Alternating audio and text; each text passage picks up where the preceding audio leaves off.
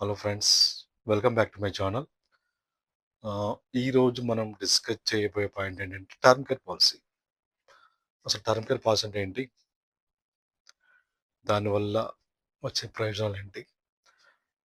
Term care policy మనకు ఎలాంటి ఆర్థిక భద్రతను కలిగిస్తుంది?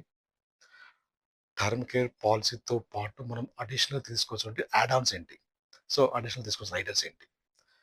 అదేవిధంగా భారతదేశంలో ఉన్న ప్రముఖమైన లైఫ్ ఇన్సూరెన్స్ కంపెనీ ఇచ్చే టర్మ్ కేర్ పాలసీ ఏం రకాలున్నాయి? అదేవిధంగా టర్మ్ కేర్ పాలసీతో పాటు ఎలాంటి రైడర్స్ తీసుకోవాలి? తదితర విషయాలను మనం చర్చిద్దాం. సో, బేసికల్ టర్మ్ కేర్ పాలసీ అంటే ఏంటి?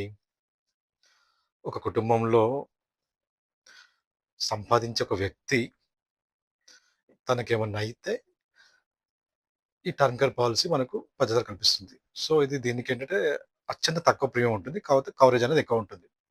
సో, బేసికల్‌గా ఈ కుటుంబంలో ఆదాయం సంపాదించే వ్యక్తి వరకైతే ఆర్థిక భద్రత కల్పిస్తుంది. పాలసీ కాలంలో పాలసీ తీసుకునే వ్యక్తి మరణిస్తే కుటుంబానికి ఆ పాలసీ సంబంధించిన సమ్మష్యూర్డ్ మొత్తం చెల్లించబడుతుంది. ఇక్కడ మీరు తెలుసుకోవాల్సిన పాయింట్ ఏంటంటే, దీనికి ప్రీమియం అనేది చాలా తక్కువ ఉంటుంది. ఇతర పాలసీ పథకాలతో పోలిస్తే దీని ప్రీమియం చాలా తక్కువ ఉంటుంది. అదే సమయంలో అధిక కవరేజ్ పొందుతారు. నెక్స్ట్ పాయింట్ ఏంటంటే, అప్రభావం తగ్గుతుంది. కుటుంబంలో ఆదాయం చేసే వ్యక్తి చనిపోతే, తను సంపాదించినప్పుడు తీసుకున్నటువంటి పర్సనల్ లోన్ గానివ్వండి, హోమ్ లోన్ గానివ్వండి, వేరే రుణాలు తీసుకున్నా కూడా తను చనిపోయిన తర్వాత కుటుంబంపై భారం పడకుండా టర్మ్ కేర్ పాలసీ అనేది ఉపయోగపడుతుంది.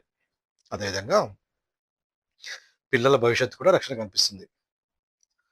సో, ఫ్యామిలీ ఎర్నింగ్ పర్సన్ చనిపోతే పిల్లల చదువు కానివ్వండి, వాళ్ళ భవిష్యత్తు ప్రణాళికలు కానివ్వండి, అదేవిధంగా ఆళ్ళ వివాహం సంబంధించిన ఆర్థిక ప్రణాళికలు కానివ్వండి. సో, వాళ్ళు విదేశీ ప్రయాణం చదువు నిమిత్తం విదేశీ ప్రయాణం చేసినప్పుడు కూడా దీని ద్వారా వచ్చే మొత్తంతో కుటుంబానికి ఉపయోగపడుతుంది. అదేవిధంగా అనుకోని పరిస్థితిలో కుటుంబం ఆర్థిక పరిస్థితి వల్ల ఇబ్బంది పడకుండా టర్మ్ కేర్ పాలసీ ఉపయోగపడుతుంది. అంటే ఎల్లప్పుడూ కుటుంబం అనేది సేఫ్ జోన్‌లో ఉండిపడుతుంది. ఉదాహరణ తీసుకున్నట్టయితే సపోజ్ ఒక వ్యక్తి 1,00,00,000 టర్మ్ కేర్ పాలసీ తీసుకున్నాడు. పాలసీ కాలంలో ఏదైనా జరిగితే ఎవరైతే నామినీ ఇచ్చారో వాళ్ళకి రూ. 1,00,00,000 అనేది సంరక్షణ ఇవ్వడం పడుతుంది.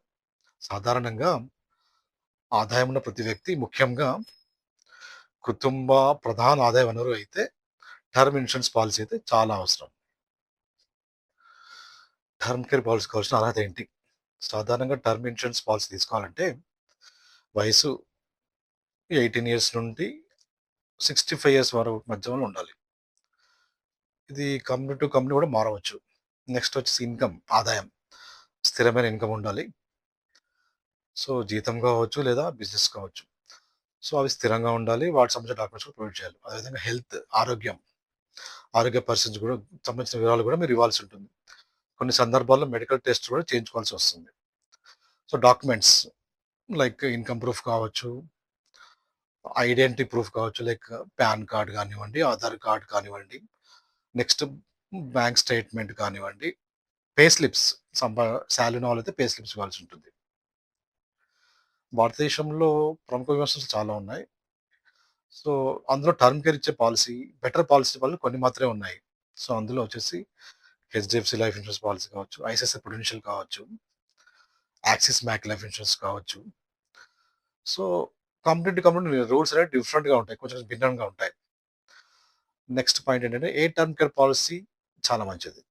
చాలా మందికి సందేహం రావచ్చు. ఏ పాలిసీ తీసుకోవాలో అర్థం కాదు. ఏ టర్మ్ ఇన్స్యూరెన్స్ పాలిసీ మంచిది? చాలా మందికి డౌట్ వస్తుంది. ఏ పాలిసీ తీసుకోవాలో అర్థం కాదు.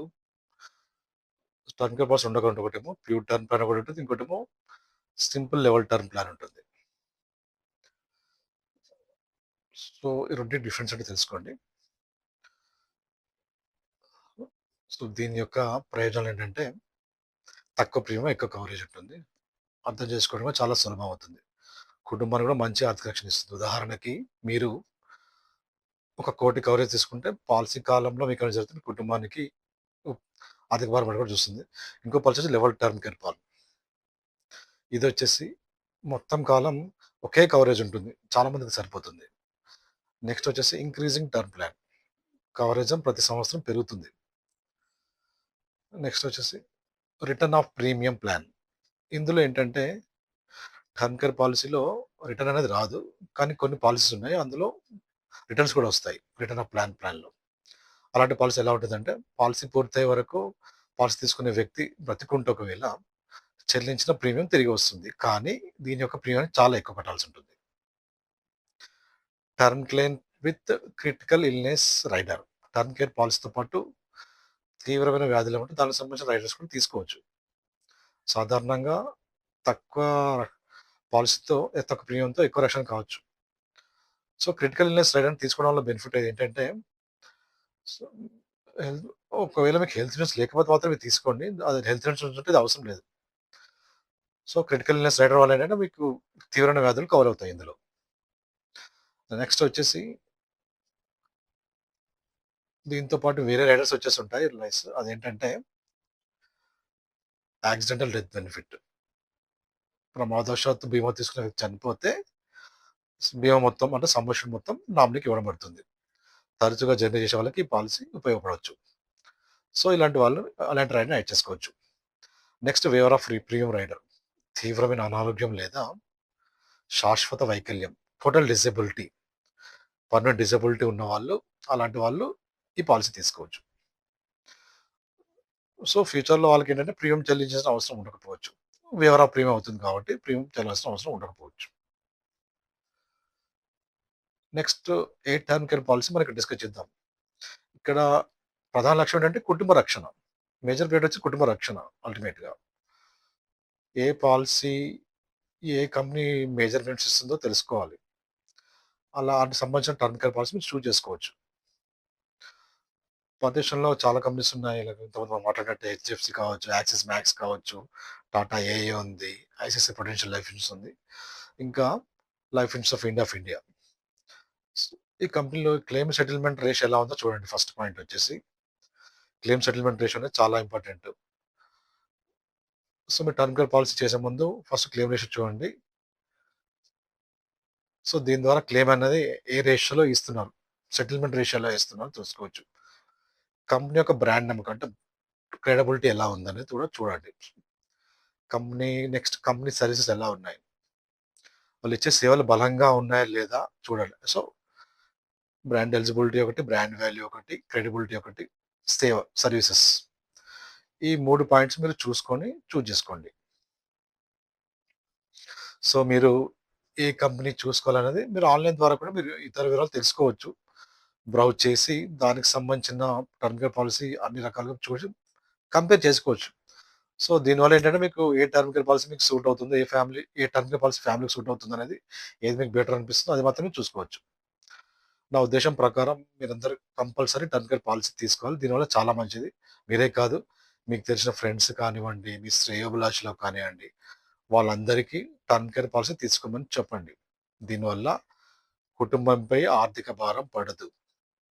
సో, మీరందరూ టర్మ్ కేర్ పాలిసీ తీసుకుంటారని ఆశిస్తున్నానండి. Thank you very much. Stay tuned for more updates. Thank you.